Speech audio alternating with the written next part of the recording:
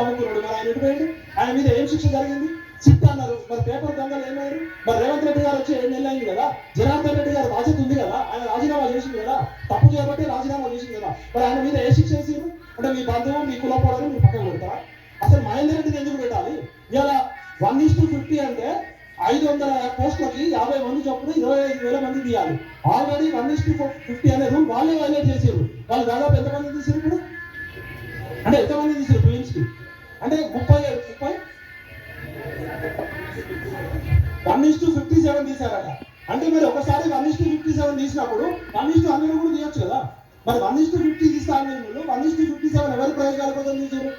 గతంలో గ్రూప్ 1కి ఇంటర్వ్యూలు ఉంటే అక్రమాలు జరుగుతాయని కేసీఆర్ ఇంటర్వ్యూ తీసేసి తనకు సంబంధించిన వాళ్ళకి అమెరికాలో ఉన్నాడు, ఎగ్జామ్ రాయనోడు, సీఎంఓ ఆఫీస్ లో పనిచేసినోడు కొడుకు, నా దగ్గర 23 పేర్లు పూర్తి ఆధారంతో ఉన్నాయి. నేను గత ప్రభుత్వం మీద కొట్లాడినాను మేము, కానీ వాళ్ళు ఇప్పుడు ఆయన ఉన్నారు.